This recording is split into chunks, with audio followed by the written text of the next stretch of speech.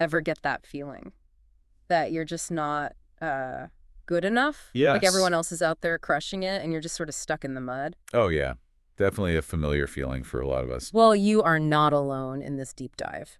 We're going to really get into that whole not good enough feeling. Yeah. I think it'll be great to unpack that. We're going to look at it from all angles and hopefully figure out some ways to deal with it. Yeah.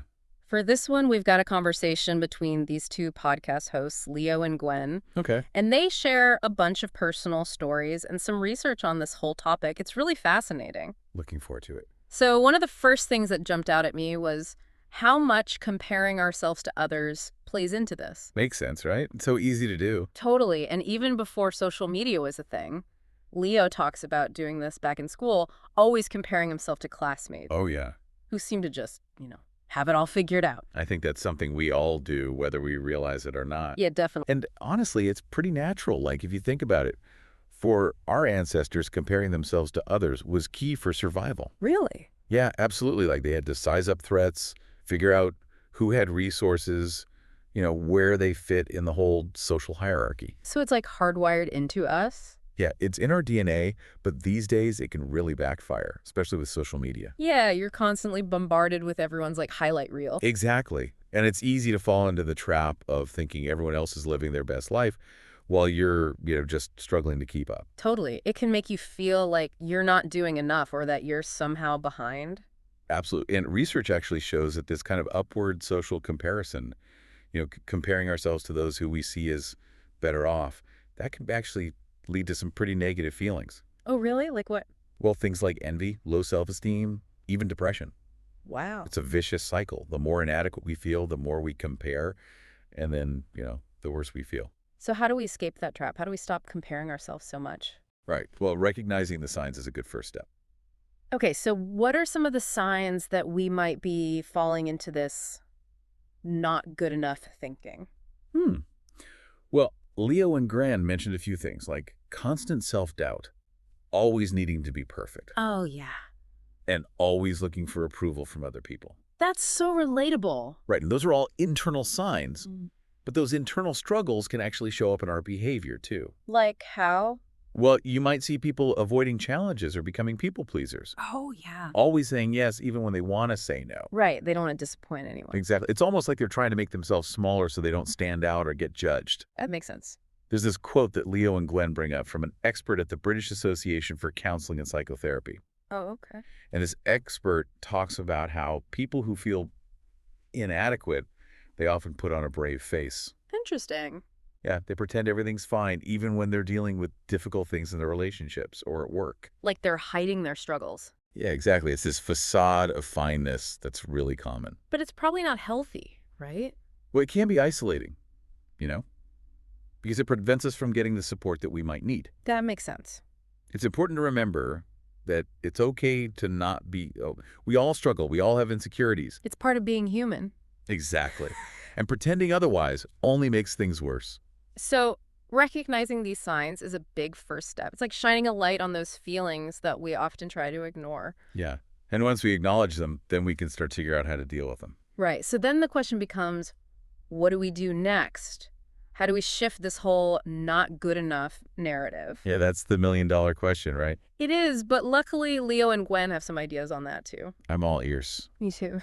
So this is where Leo and Gwen's conversation gets really interesting. Okay. They start talking about this shift in focus, Right. like moving away from external achievements Mm. and focusing more on self-worth. Yeah, that makes sense. It's easy to get caught up in, chasing accomplishments and external validation. Totally. And Leo actually talks about how all the things he thought would make him feel good enough, Oh, yeah. like awards, money recognition, Mhm. it didn't actually do it for him. Like, it all kind of fell short. It's like that saying, right? You can't buy happiness. Exactly. And I think this is a really powerful realization for a lot of people. Yeah, because we're so conditioned to believe that our worth is tied to those things. Right? Our jobs, our possessions, how much money we make. Yeah. But Leo's experience suggests that true self-worth comes from something deeper, right? Yeah, absolutely. It's about recognizing your inherent value as a human being. Like, regardless of your achievements or what other people think of you. I love that. And Leo has this great line in the podcast. Oh, yeah. What is it? He says, you yourself are a treasure already. Oh, I like that. It might sound a little corny. No, I think it's really sweet. It's a good reminder. Yeah, it gets to the heart of it, It reminds us that we all have unique gifts and qualities that we bring to the world. Yeah.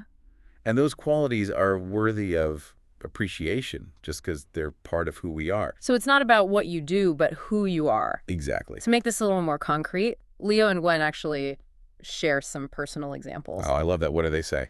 So Leo talks about how much he values his sense of humor, Oh, and the joy that it brings to other people. oh, that's nice. And Gwen mentions her ability to really listen and offer support. I love those examples because they're so simple but so powerful. Right. They highlight that self-worth isn't about being the best at something or being the most successful. It's about recognizing and appreciating those qualities that make you uniquely you. Yeah, it could be anything, right? Absolutely. Hmm. Maybe you're a great cook, or you're super organized, or you have a knack for making people feel comfortable. Yeah, or maybe you're a fantastic listener. Exactly. Whatever it is, those are your strengths, and they contribute to your worth. So it's a good reminder to take a step back and think about those things, right? Absolutely appreciate those qualities in yourself, not for what they can achieve, but just for what they are. And that leads us to another important point that Leo and Gwen bring up, What's that? appreciating the small wins. Oh, I love that. They talk about celebrating those little accomplishments, like cleaning out a closet or finishing a tough task at work. Yeah. Sometimes those small wins can feel even better than the big ones. Totally. I think it's so easy to get caught up in chasing those big goals and milestones Right. that we forget to acknowledge all the little steps we take along the way. It's like we're always looking ahead instead of appreciating where we are right now. Exactly. And those small wins are actually really powerful. They give you a sense of momentum, Uh-huh. boost your confidence, and make you feel like you're actually making progress. Yeah, you start to believe that you can achieve your goals. And there's a fascinating neurological component to this, too. Oh, really? Tell me more. So every time we experience a win, no matter how small, our brain releases dopamine. Dopamine. Yeah, it's a neurotransmitter that's associated with pleasure and reward. Okay. And this creates a positive feedback loop. Mm-hmm. So the more we acknowledge our wins, the more motivated we feel to keep going. Wow. So it's not just about feeling good in the moment. It's actually rewiring our brains for success. Exactly. I love that. And this ties into the final point that Leo and Gwen make, Okay. embracing growth and learning. They acknowledge that setbacks are going to happen, Yeah, of course. but they emphasize that those setbacks are actually opportunities for growth. I like that perspective. Yeah, it's like Leo's analogy of learning to ride a bike. Oh, yeah. You're going to fall a few times before you get the hang of it. Yeah, definitely. But each fall teaches you something and helps you improve. It's all part of the process. Exactly. And this is where the idea of a growth mindset comes in. Okay, what is that? So a growth mindset is the belief that our abilities and intelligence aren't fixed. Like we can learn and grow through effort, practice, and even through those setbacks. So instead of viewing challenges as proof that we're not good enough, we can see them as opportunities to learn and grow. Exactly. And that shift in perspective can be really powerful. I can see that. It allows us to approach challenges with curiosity instead of fear. Yeah, and with a willingness to learn instead of self-doubt. Exactly. Before we wrap up this deep dive, I want to bring up two questions that Leo and Gren ask their listeners. Okay, I'm listening. The first one is, when was the last time you felt genuinely proud of yourself? Oh, that's a good one. It really makes you think. Yeah, it forces you to look beyond external validation. And focus on those moments of genuine accomplishment and self-worth. Right, and the second question is, how can you be kinder to yourself today? Oh, I love that one too. It's so important to practice self-compassion. Yeah, to treat ourselves with the same kindness that we would offer to a friend. Exactly. I think those two questions are a perfect way to sum up everything we've been talking about. Yeah, they really highlight that cultivating a sense of self-worth is a journey, not a destination. Yeah, it's not like you reach this point and then suddenly you never feel insecure again. Right. It's more about, noticing those thoughts and patterns Yeah, and choosing to be more supportive and compassionate towards ourselves. exactly. And one thing that really struck me about Leo and Gwen's conversation Yeah. was this connection between self-worth and kindness towards others. Oh, that's interesting. I hadn't thought about that. How are they connected? Well, when we're secure in ourselves, when we really believe in our own worth, Mm-hmm. we're less likely to feel threatened by other people's success.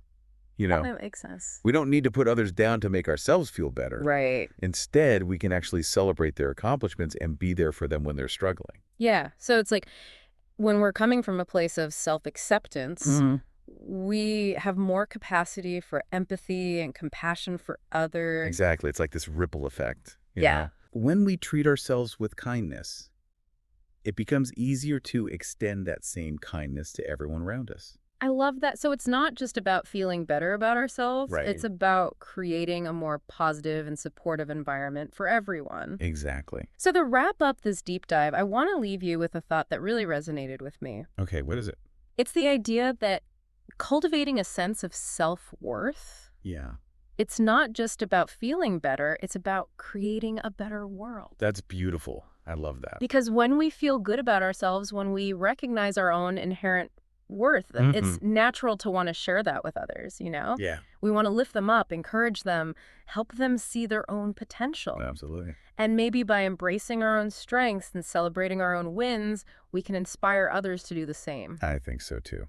And who knows, maybe we can even help create a world where everyone feels a sense of belonging and worthiness, That'd be amazing. just as they are. And remember, this journey of self-discovery and growth, it's ongoing, you know. Yeah. There will be ups and downs, moments Yeah. of doubt, times when that inner critic creeps back in. For sure. But the key is to keep practicing self-compassion, keep celebrating those small wins, Uh-huh. and keep reminding yourself of your inherent worth. You are a treasure, just as you are.